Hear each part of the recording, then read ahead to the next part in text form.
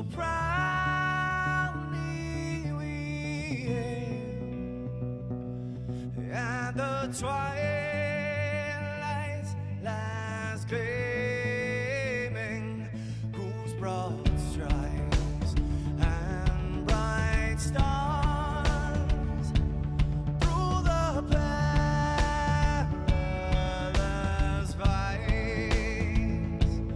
Oh, the ramparts we watched were so gallantly streaming, and the rockets trembling, the bombs bursting in air, gave proof through the night that our flag was still there. Oh, say does that star-spangled banner yet wave o'er the land under the fray, and the home of the brave.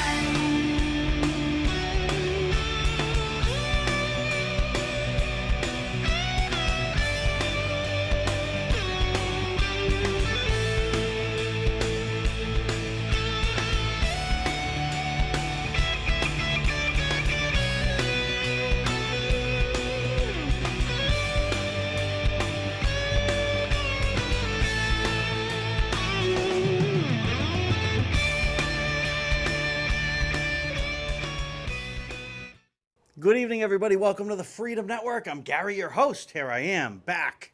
Yes, I am back. I was not here, but now I am here on the Freedom Network to talk politics with you, all kinds of politics, whatever you want to talk about. I mean, I've got stuff planned. I've got more than I can usually get into 1 hour plan, but love it when you take a little direction and control of the conversation. So anything that you want to put out there, certainly more than welcome to do so. So, and I think something is in my water. See, I hate that. I hate that. What a terrible way to start the program. I'm dripping water. There's something floating in my water. It's terrible. Anyway, Tim or Gary at gmail.com. Phone number's right on the screen for you if you want to call in. We'd love to have you. We have groups. We have pages on Facebook. You're more than welcome to get involved with any of those. Send me an email. I'll send you links. It's the easiest way than trying to direct you there from here. There's a lot going on out there, folks. You know, we're going to look at a few emails, and there was some consistencies and some topics. We'll talk some politics at 7:30. Donna Calorio will be on. She's from N Common Core, Massachusetts, and she's going to give us an update, a little bit of info on her group, where they are, where they need to go, and what's going on. So we'll look forward to an update from her. That'll be probably close to 7:30, somewhere around there. Last week I was not here. I was in Philadelphia. That's where I was, and I had a great time. I visited lots of historical sites, and you know, the feeling is amazing when you visit these historical sites. So you know, it got me thinking about asking myself questions, as I always do. When was the last time you, if you happen to be from our broadcast area, Massachusetts area? We're in Northbridge, Massachusetts right now as we speak, and I know there's people out there a little bit. I want to have some of you check in at some point, especially from far away. It's always fun to get the far away folks, and of course the close by folks. And we do get a great response overall. But anyway, I was in Philadelphia, and I said, you know, when was the last time we did this stuff? And I've got some pictures and things that are up on it. You know, I hate technology, but I love technology. If you watch the show, you know I sometimes lose the show. Other times it works great. It's working good tonight, and I'm looking at some of the pictures and some of the stuff from over there. You know, visited Boston as well as other, you know, real American historical sites, if you will. So I think that we take it for granted. I really do. I think we take for granted the fact that we could go and walk the Freedom Trail. We can go to the, my God, we can go to, I'm sitting here thinking, and I've got a list of it, and you're probably doing the same thing. There is no end to it. I mean, you're talking a weekend at just to try to cover all the area. The summer's a great time to take a weekend, you know, explore the history, explore what's all around us, because there's so much around us, so much heritage from the United States of America, and standing in front of the Big Bell, Which, to be honest with you, like Plymouth Rock, it's a bell. I mean, Plymouth Rock is a rock, but at the same time, what a humbling experience to really stand there and to stand at some of the sites. I mean, we were all over the place throughout the city, and we were at many historical sites, places where Washington and the gang, as I like to refer to them, were standing in the same spots, and we can do that right here. Now there are people that can't do that. They live somewhere where there is not a whole lot of ties to the beginning, if you will. And we do. So I wanted to point that out. We have it. Go take advantage of it. Get on the train. Get into the city. Get down to Plymouth. Get to all these. Get to Salem. Go and see, because there's so much right here to see. And we sit around and say, "What do you want to do today? What do you want to do today?" That's what you do. That's what you do. All right. There you go. There's my spiel on nostalgia. All right, let's see. So we had some emails, lots of consistencies in some of these emails, to be honest with you. I'm trying to pull some up here now. Some want talk about immigration, more talk about immigration. Some want the gun debate to continue to happen. We certainly will, and we can have Richard on again and bring some guns out. I'm going to tell you, we also are exploring having some different themes on the Freedom Network, some segments, maybe some 15-minute segments that I'm thinking about, maybe some for you cigar aficionados. I may know somebody that might know a thing or two about those, that may want to come on and explain some to us. Same thing with wine and things of that nature. We've talked about different craft beers, things that guys like. We sit around, we talk politics, and girls like. They sit around and talk politics. A lot of times you do it with some wine or with some beer, maybe some scotch. Who knows? I don't know. Maybe a cup of coffee. But either way, just some things that we're thinking about doing. And it's funny, we've emailed back and forth, a couple of you, and exploring what would you think about that. And the response has been good. So, nationally, everyone wants to talk about the election. There's some great debates going on online. I think, John, I'm trying to pinpoint you, John. But I think it was you that wanted some Obama talk. Now, we do talk about Obama, but I mean, it is kind of like beating a dead horse. A failure is a failure. That's what it is. But, John, nonetheless, it has been a while since we talked some Obama stuff. And I went and I gathered some info for you. And this is just some stuff for all of us to ponder as we assess the impact of the presidency of Barack Obama. When looking at it, I do see a lot of things that make me wonder. I'm scrolling through, and I've got... I could do a whole show. You could do a 5-hour program on why Obama is a failure. But I'm not happy about something, and I'm going to keep on. That's going to bother me all hour. But anyway, what have we done? We've put boots on the ground in Syria. I can find 16 times. Maybe you can find more, but 16 times I found that he said, and I quote him, "No boots on the ground in Syria." It's what it is. So, that's not reality. I think that there are 133, but a friend of mine challenged me to 135. So let's say somewhere around 130 countries with special ops troops from America. Our troops, 130. Now under Bush, the evil Bush, and everything is Bush's fault. I understand that. I heard someone planted a tomato plant and it didn't grow, and it was actually George Bush's fault. I'm telling you. These things happen. But he had them in 60 countries. That's pretty interesting. 3 times the amount. Plus, the NSA spying has been doubled down on big time, folks. I'm looking at an article right now coming out. It's taking a bad idea of Bush's to an evil place where your rights really, they simply no longer matter. He passed the Trans-Pacific, the new trade. It's unbelievable.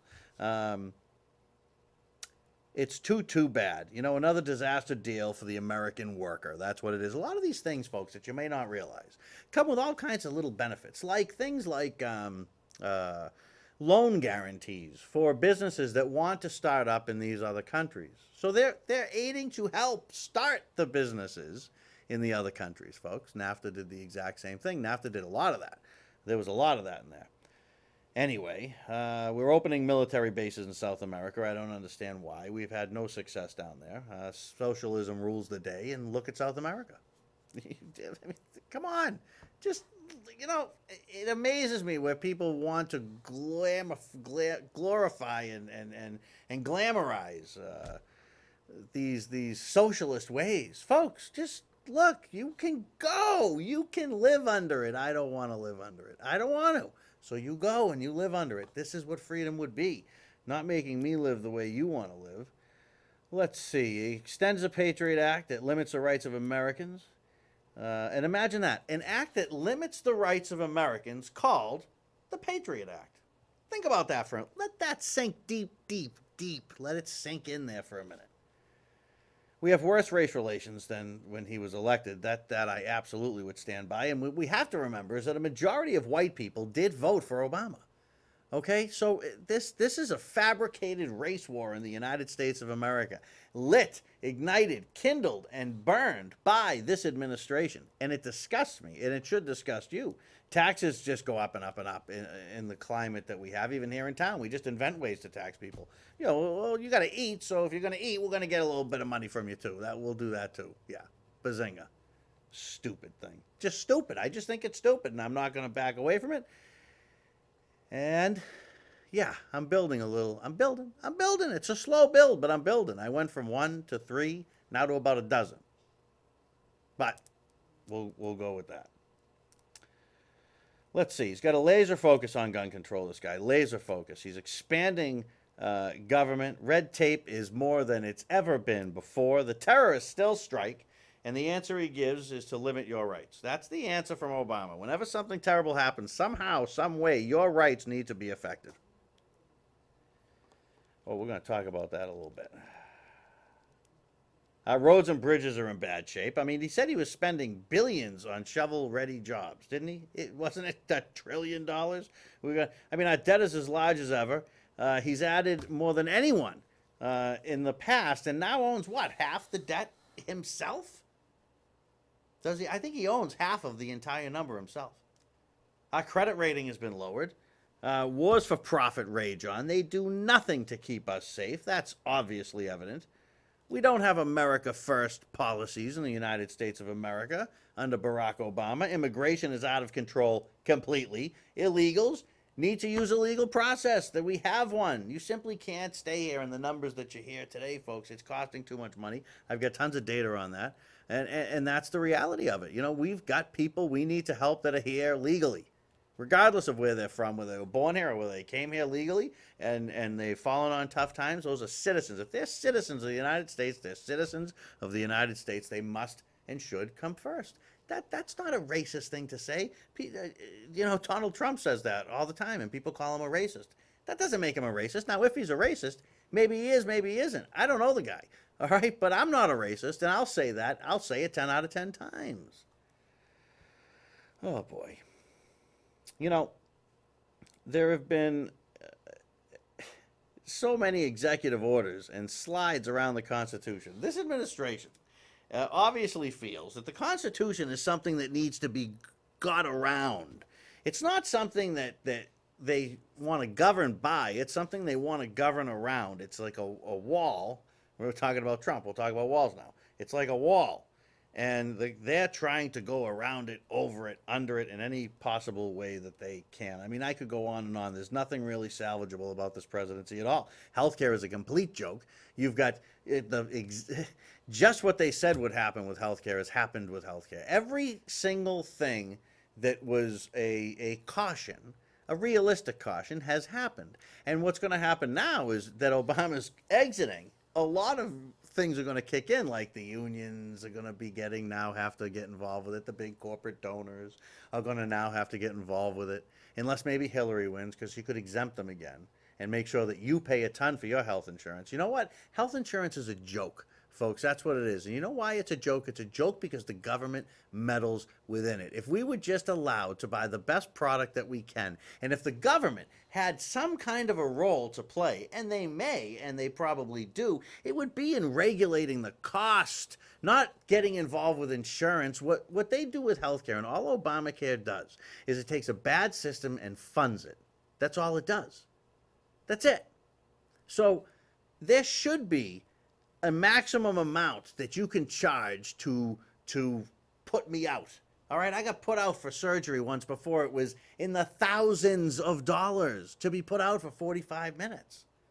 I'm sorry, but that's where the problem in healthcare is. And what does it cover? These insurance companies, we all want to hate the insurance companies, but they don't know what to do because the prices are so high. They're limited as to what they can charge in some cases. Unless you're rich, you're screwed is what happens because they don't have a plan for you. And that's the problem. These things should be available. This is the United States of America, and it should be affordable. But it should be affordable through capitalism, not through socialism. There is a monopoly. Everybody's decided that to have your appendix removed, it's going to be this much money. Why? Why is it that much money? Does it go back to education? I don't really care what it goes back to, but when I see the people getting screwed, it aggravates me.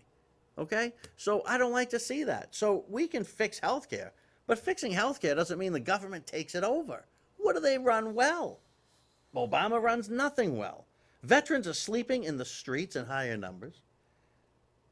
They're not being taken care of. They have had scandal within the Veterans Administration under Obama. Veterans have died.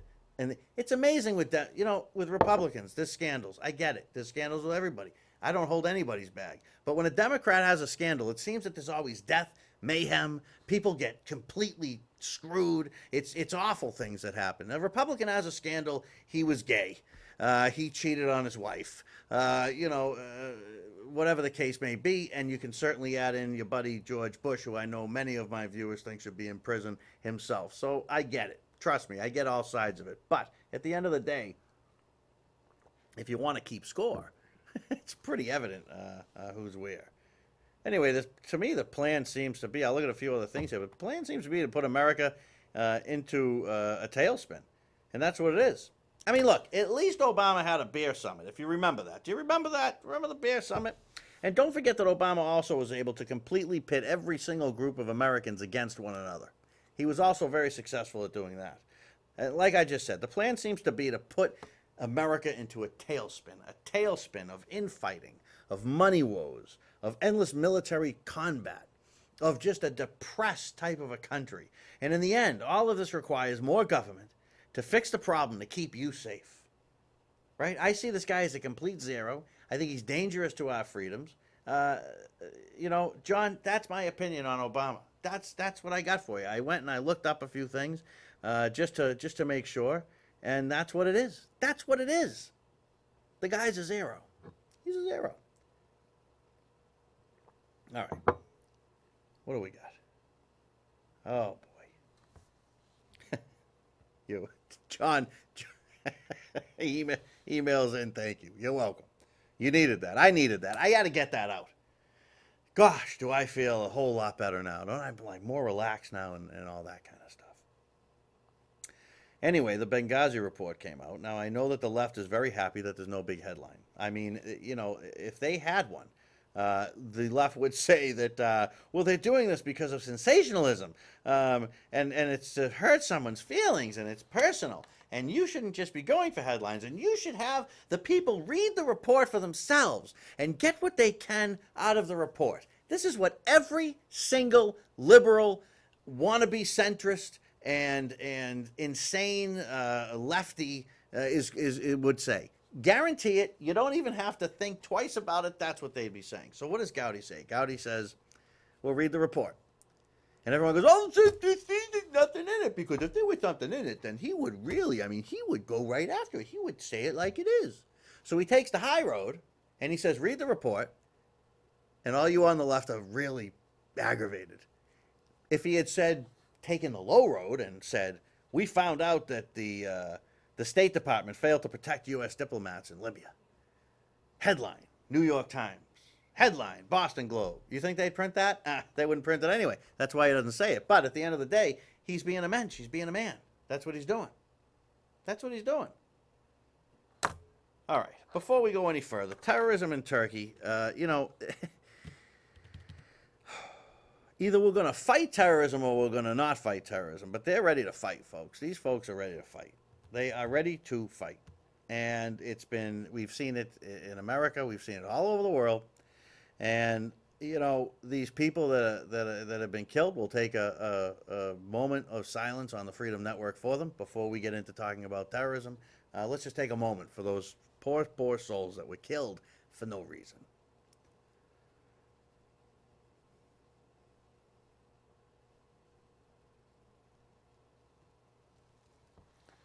All right, so it's pretty much a black and white issue.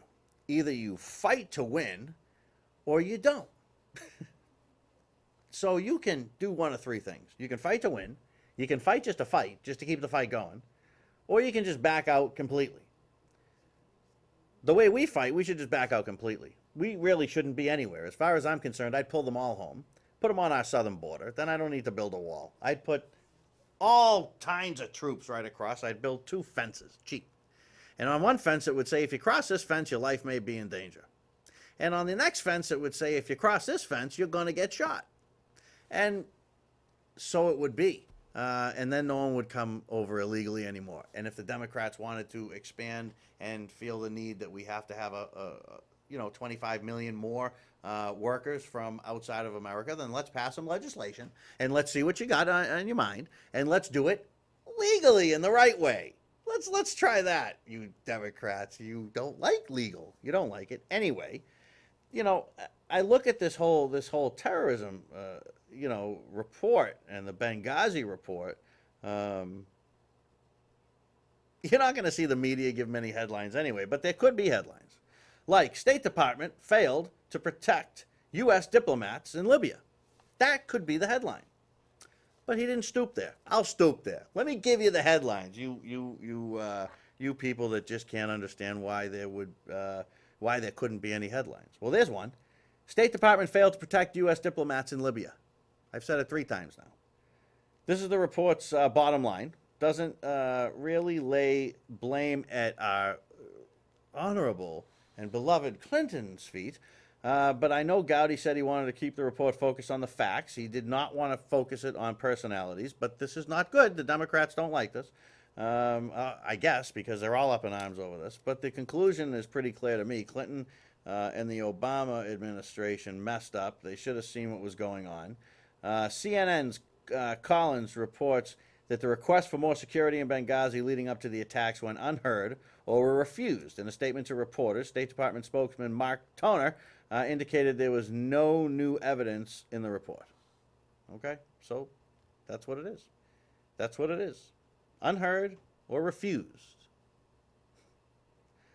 House Democrats' version of their report acknowledges that security measures in Benghazi were woefully inadequate. They point the finger at security and law enforcement arm of the State Department rather than at Clinton. Ambassador Stevens was at the diplomatic compound in Benghazi with only 2 official bodyguards, even after other Western diplomats had left the country. I mean, folks, if you think that there's nothing there, her career in politics should be over. We can debate whether she should be in a jail cell or not. NBC's Mitchell notes that the report finds that then Vice Chairman of the Joint Chief of Staff, a pretty big player in national security crises, did not join an emergency video conference because, and this is a quote, he had left to return to his residence to host a dinner party for foreign dignitaries. Mitchell reported he received 1 update on the attacks during the entire dinner. Americans are dying. They're being slaughtered, burned, killed. And we're hosting dinner parties. That's what we're doing in the Obama administration. Hillary wants to continue the legacy of the Obama administration. Here's another one. How about this? Ready? Another one. Ready? CIA missed warning signs.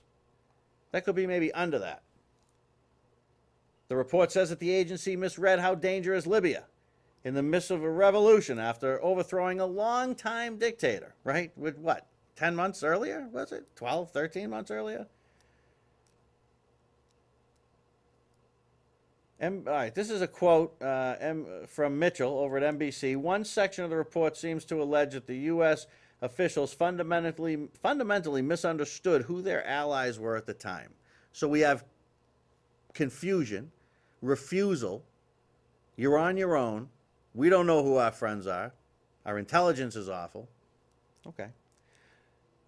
So to illustrate that point, it says here the report details how there was confusion in the U.S. intelligence circles about who ultimately came to the Americans' rescue. Previous reports concluded it was a quasi-government militia. This report says it was a military unit loyal to the country's former dictator. Here's another one. Here's a third one for you. This is a good one. The Defense Department failed to rescue Americans in time. Or at least, it was late in deploying help, waiting until well after the initial attack had begun, even though President Obama authorized the military to do whatever it needed hours earlier. U.S. military forces didn't reach Benghazi until 2 p.m., the day after the initial attack on the diplomatic compound. The report blames a breakdown in the chain of command for this. And Obama gives the green light. Did he? Or are we saving face here? I don't know. You read into it what you want. Including a debate among U.S. Marines about whether they should wear their military uniforms or civilian attire. No, now here's the quote, okay? Here's the quote. This is what Gowdy told reporters. No U.S. military asset was ever deployed to Benghazi despite the orders of the Secretary of Defense at 7 o'clock that night. So when Washington had access to real-time information, yet somehow they thought the fighting had subsided. Now the Democrats conclude that even if the military had arrived in Benghazi earlier, it could not have saved the lives of the 4 Americans that were killed. Hence the what difference does it make? Well, it makes a darn big difference that you try, you make the effort to help your fellow Americans. What a zero these people are. Obama authorized the use. How often did he check up on it? Did he say 5 minutes later, are they in the air? 8 minutes later, are they in the air? 10 minutes later, are they in the air? Did he say nothing? Here's another headline. The Obama administration stonewalls investigation. The administration engaged in what Gowdy described as intentional and coordinated and shameful stonewalling of his investigation. The report says State Department, Pentagon, and CIA refused to turn over all of the agency's record and delayed getting others to Congress, a process the Republicans said delayed their investigations by months. And of course added to the price tag that the Democrats are complaining about. At the heart of this accusation is Clinton's use of a private email server, exclusively while she was Secretary of State. A hacker had revealed a year before the investigation, of course, as we all remember, that Clinton used a private email account to conduct some of her business. But it wasn't until the Benghazi committee asked the State Department for some of her emails in 2014 that everyone realized just how much she used a private account. So the State Department realized that there were no records of emails sent or received. Since then, of course, thousands of her emails have been released, but Clinton was first allowed to delete emails on her service that she considered private. You can't make this stuff up, folks. You can't make it up. The report blasts saying that it makes it impossible to ever represent to those killed in Benghazi that the record is whole. So, and it goes on and on and on. I'll give you one more, and then we'll get Donna on, all right? A Clinton aide, all right, here we go. Ready? Now, Democrats, I want to give you, on the committee, accuse Republicans of stonewalling them by refusing to include them in key interviews or share key evidence. And the State Department said that they provided every single witness that the committee asked for and gave them more than 100,000 pages of documents. I just want to throw that out there. That's the other side. We like to give all the sides, and then you can make your own decision. Don't fall off your chair, I know. We're okay with your thinking at the Freedom Network. All right, one more, and then we'll get Donna. A Clinton aide influenced the State Department's review. There's a good headline right there.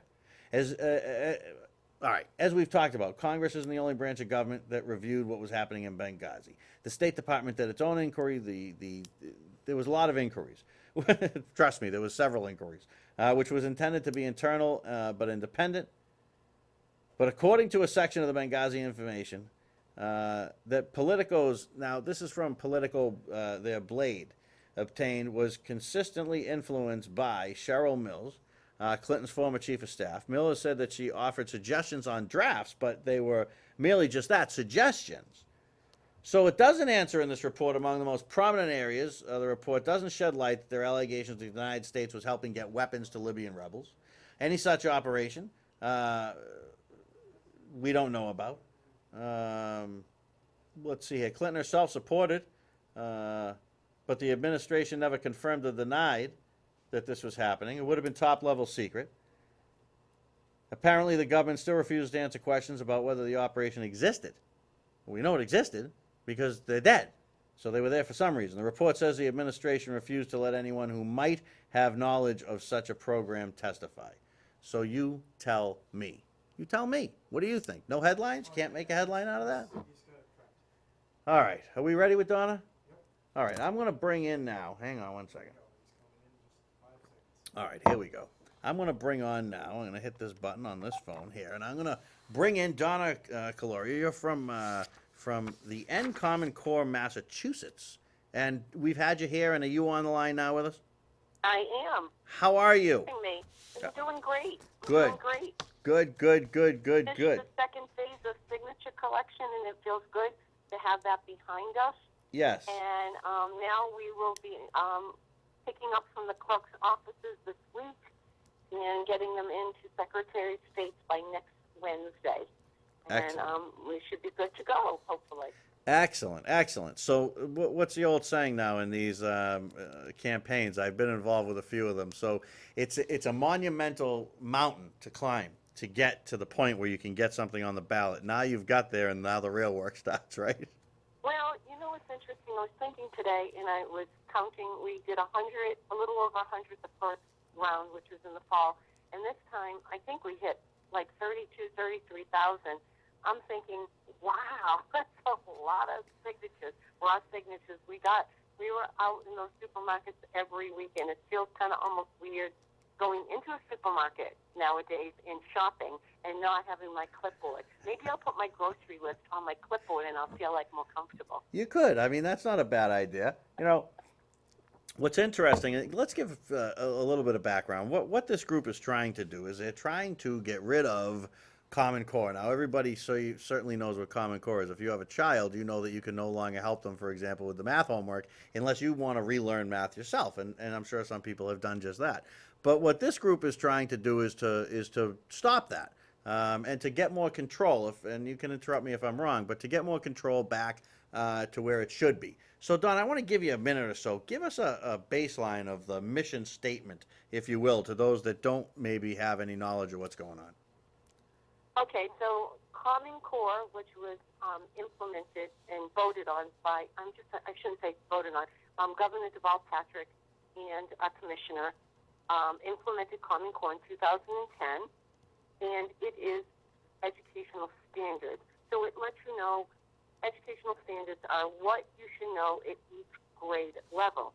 Now, a lot of people say, well, that's good. We need standards, and you're right, we do need standards, and we had standards. We had the Massachusetts framework, which we did put together in every form around 93, and we started to implement the educational Massachusetts standards, and we were improving. Our kids were getting better. We were competing internationally and nationally and doing very well.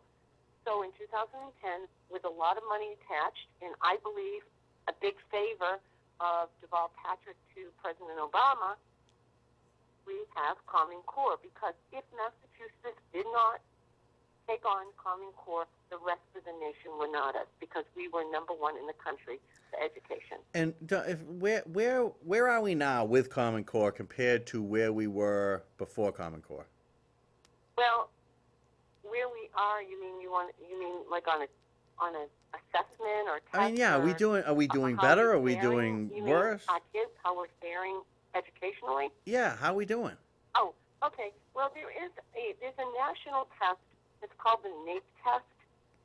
This test is given every 2 years to just a group of kids in every different state, and it's probably the best test out there because it doesn't align to any standards. It didn't align to the Massachusetts standards. It didn't align to any standards. It just said, let's see, compared to the rest of the country, how Massachusetts fares. Well, we held number one in English and math, and every year since we implemented every form, we kept improving on this NAEP test. So we kept going up and up and up and up. Well, as soon as we implemented Common Core in 2010, shortly afterwards in 2011, we started to drop. So since the implementation of Common Core, we have dropped 5 points in math. And people say, well, what, 5 points? That doesn't seem like a lot. Well, 5 points equals a half a year of lost learning. So what we have is we have talking heads saying, well, we need more time. Well, we didn't need more time when we implemented ed reform.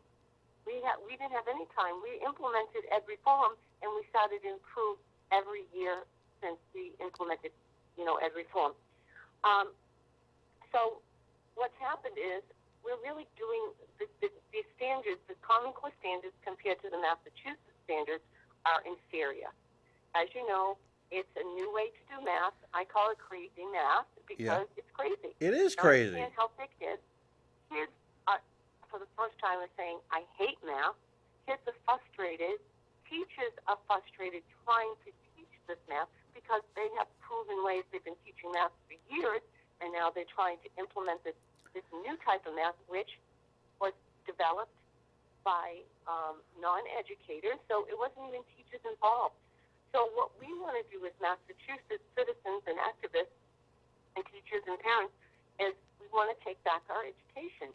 We want it to be locally controlled we want the state. We want it to be state controlled instead of federally controlled.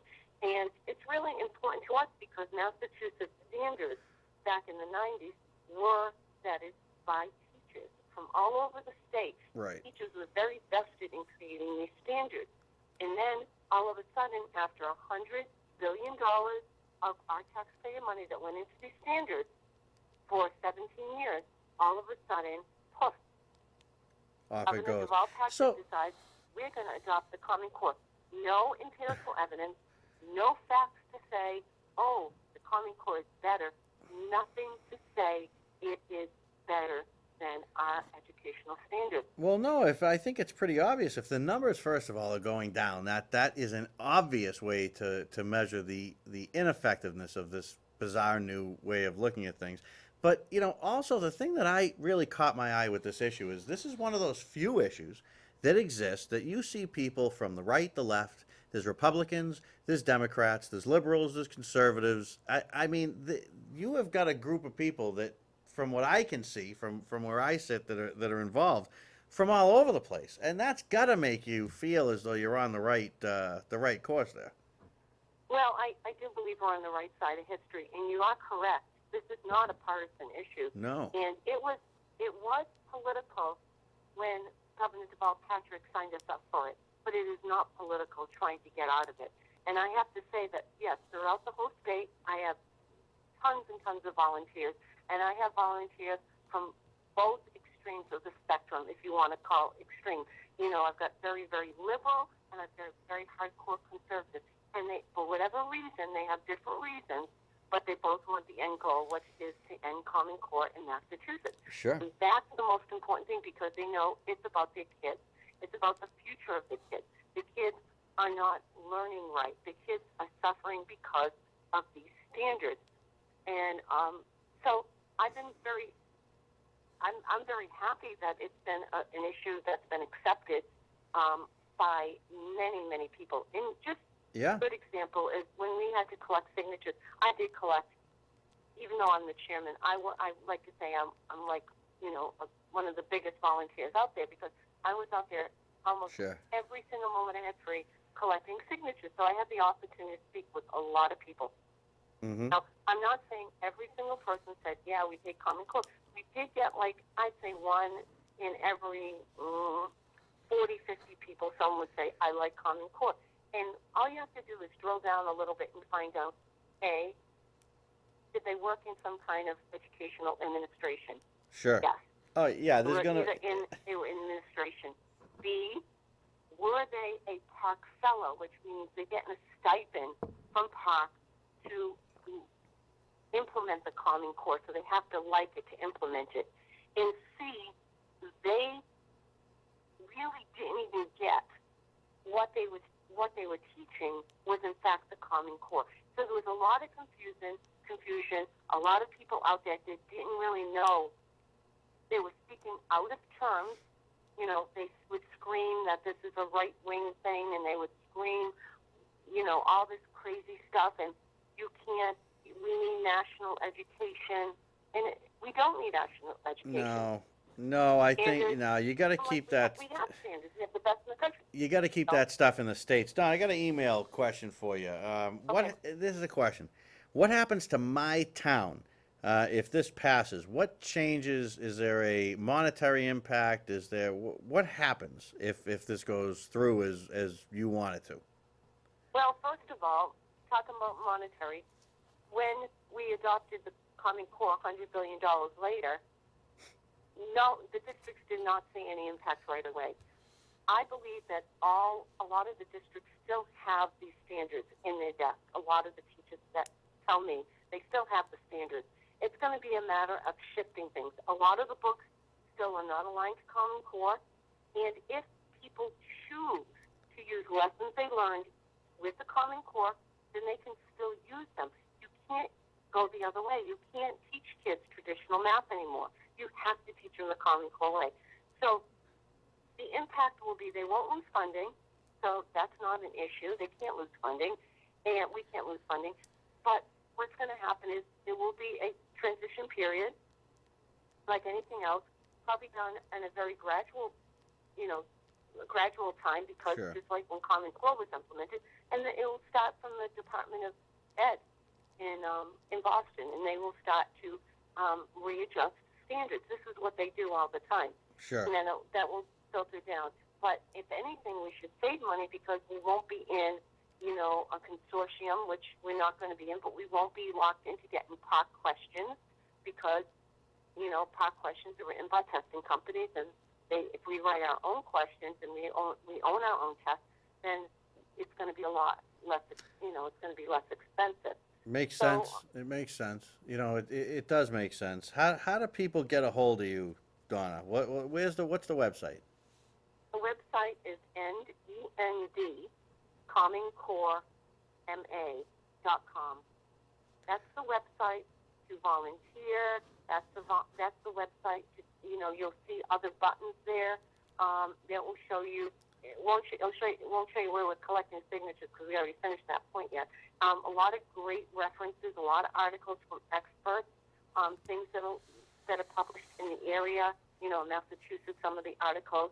Some of the press releases that we do. So we try to keep that pretty current. It might not be that current, though, because we just got off of our signature collection, so we have to update that. Sure. But we will be going into another phase, which will be the education phase, and we will need a lot of people to help us do that phase of the, the campaign. And that will involve probably going to some of the summer shows, being outside of the festivals, getting a table, Sure. educating people. They'll ask us as soon as we get our number, which we should get probably in the next couple of weeks, we'll be yes on either 1, 2, 3. I'm not sure what our number will be. And Yeah. also to the parades that we'll be coming up to. We after in August, September, and Great. October, we'll start to be marching in parades with our banners and showing our presence throughout the state. This is truly a grassroots, so I do need as many people that want to volunteer as possible. And All it right. doesn't mean they have to volunteer a lot. I mean, even if they say, hey, I can do a couple hours a week, or maybe I can't get out of my house, I could do some phone calling, anything and everything. And we have that on the drop down of the volunteer. All right. So it's endcommoncorema.com. Correct. It's Donna Calorio that we're talking to here. This is like we've been saying, this is I know people love the word bipartisan today, so let's use that word. This is a bipartisan issue. If you want to get involved, go ahead. If you don't have that information or you didn't grab it quick enough when we said it, certainly send me an email. And Donna, please keep in touch at least, a couple of times, once, twice a month. Make sure that you just give us an update. Let us know what's going on and what you might need out there. We got a lot of people in the town locally Yes. that are pretty involved with it. So. Yes, and I do have a lot of support down in your part. I mean, we had tremendous outpouring of people when we were doing our ballot initiative. So I really Great. do want to thank the people that signed. I want to thank the people that volunteered. And we're just going to move on now, moving forward, move Massachusetts forward. That's what I say. Awesome. Awesome. Keep in Thank you. touch. All right. Thank you. And off she goes. That's Donna. There she goes. Folks, it's one of those issues that it's not about politics. Doesn't matter. It's more about ideology and something that I think a lot of people are going to agree on. I think this will win big. I think that you will see a big money fight against them. I think we're going to have to get involved. You're going to have to be out there. You're going to have to make sure you get out to vote. But I think we can win. And I say we because I believe, and I'm part of their mindset. Let's get rid of this thing. Anything, you know me. If it's controlling government, let's get rid of it. All right. What else we got? Email pops in. Gary, this came in right before the interview. Have you seen how many federal inmates that Obama has had let go on early release? These are violent. See, you type, I read. Help me out. These are violent offenders with quite a long time left on their sentences. It's awful, and it's been happening, and we're seeing it happen, but we can't talk about that. Emailer, we can't talk about that. You're not allowed to talk about certain things. So let's talk about something we're not allowed to talk about. Let's talk about illegal immigration. Here's some info on illegals, but I got to save a few times because I do want to talk about the election a little bit. Maybe take a little different spin on it. But here's some numbers and what they cost. I got the numbers from. I got a whole bunch of government sites here that I'm pulling up, as well as from both pro and anti amnesty sites. So I wanted to get a balance. Now, most are from 2013 that I could grab. And I've just gathered some info. Now, some of this info contradicts itself because it depends on which side it's talking about. But in reality, all of this points to the fact that we have a serious, and I say we, and you and me have a serious problem in paying for all of these illegals that are in the country. And the people that say that they add, they don't take away, are absolutely, positively wrong. And when I can go to our government websites and find most of this info, I'm sorry to say that what you believe is false. It's like when people believe that the earth was flat. It wasn't. Like people believe that illegal immigration doesn't cost America. It does. Like I said before, if you want to change the policy, let's have a debate about the immigration policy. Let's not turn a blind eye, have an open border. We're not allowed to talk about the fact that we were invaded over our southern border months and months back. You can't find that on the news. You can't even find that on Fox anymore. You got to give me a break. So here's what I found out. U.S. taxpayers, illegal immigration, from the government's websites. Costs about, and again, these are going back about in that area. Let's grab a call real quick before I go on with this. We'll see what they have to say about it anyway. All right, good evening. You are on the Freedom Network. Who do we got? Hi, Gary. This is Robert Burgess calling. Hey, it's my friend Robert. How are you? Where are you calling? Robert, tell everybody where you're from. I'm from Wisconsin, Oh. Fond du Lac, Wisconsin. Just wanted to give you a hello and put a name with the voice or whatever, and Glad you did. just wanted to say hello. And Excellent. Excellent. I'm really psyched that you did call in. Did you have any comments, anything you wanted to make on anything that we've talked about?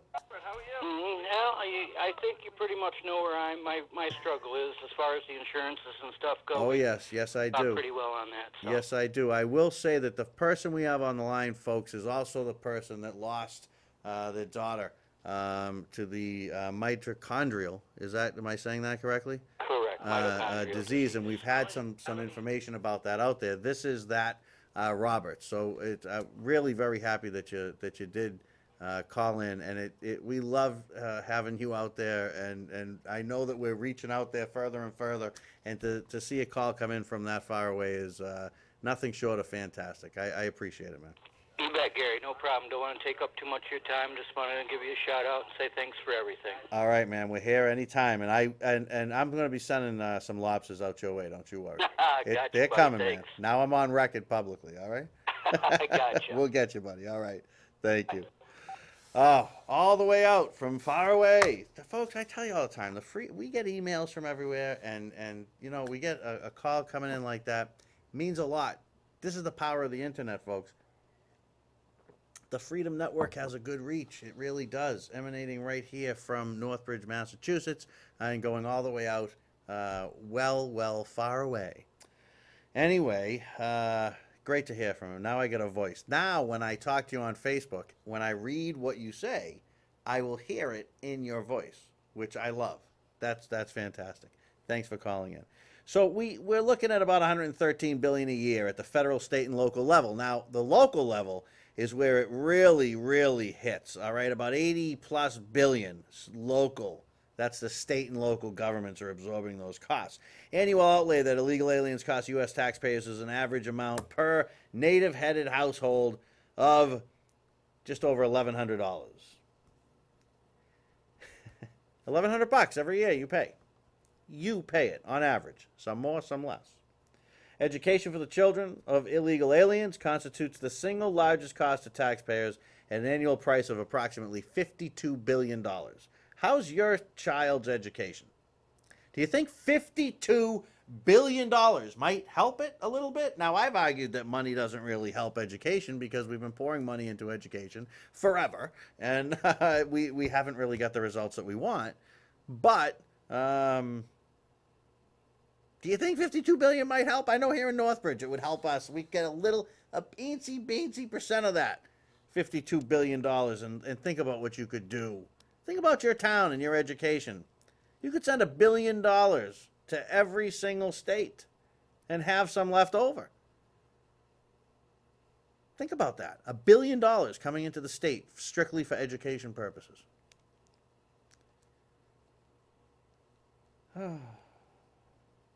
Federal level, 1/3 of outlays are matched by tax collections from illegal aliens. 1/3. They don't pay for themselves, obviously. At the state and local level, an average of less than 5% of the public costs associated with illegal immigration is recouped through tax collected from illegal aliens. Less than 5%. This is the government website, folks. You can go look it up. This is the government's reporting.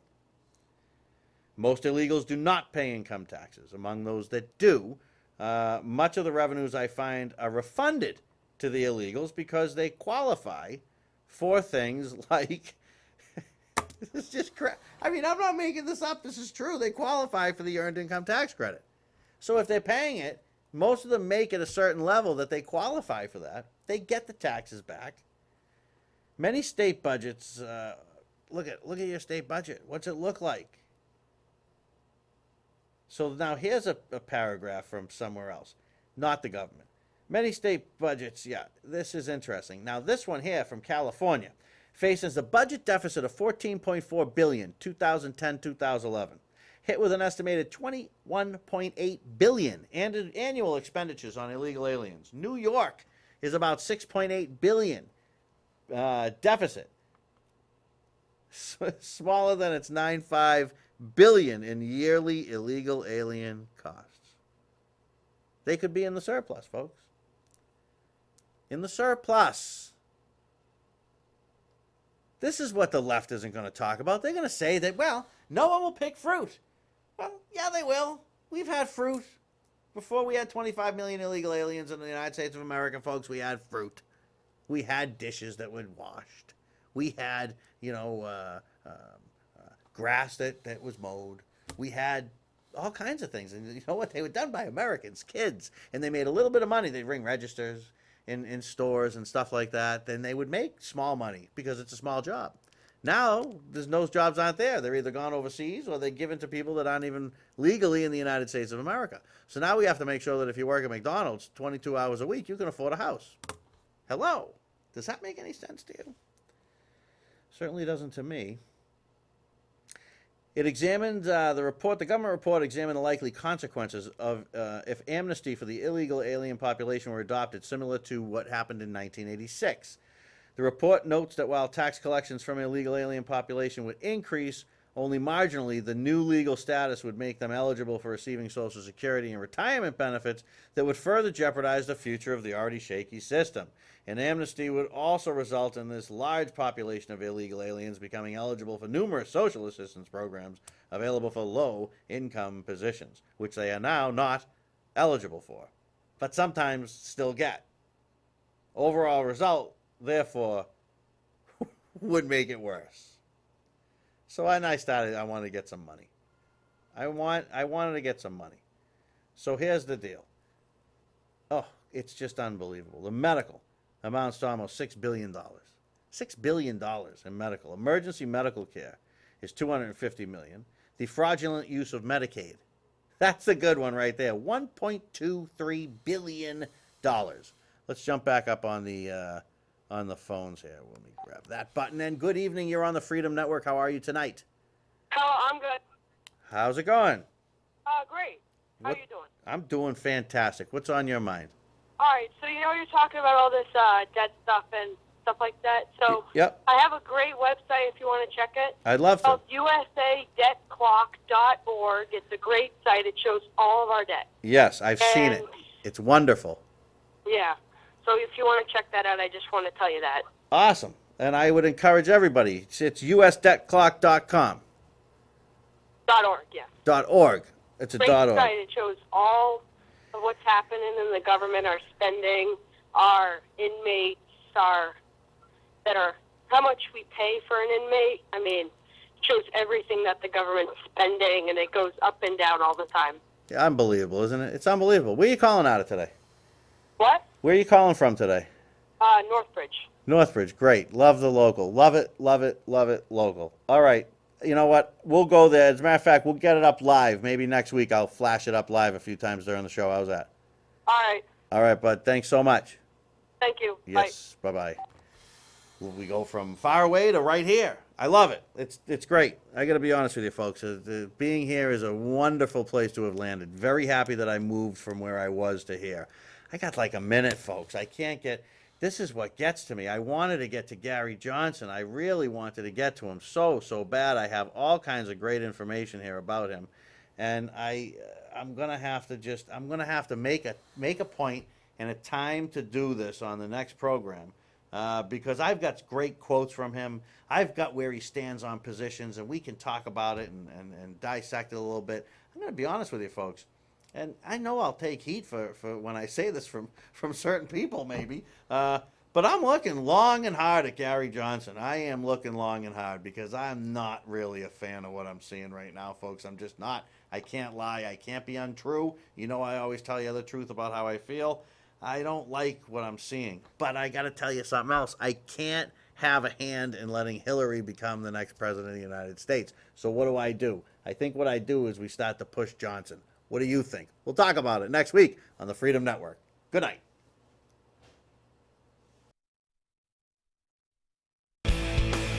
Oh, say, does that star-spangled banner yet wave o'er the land of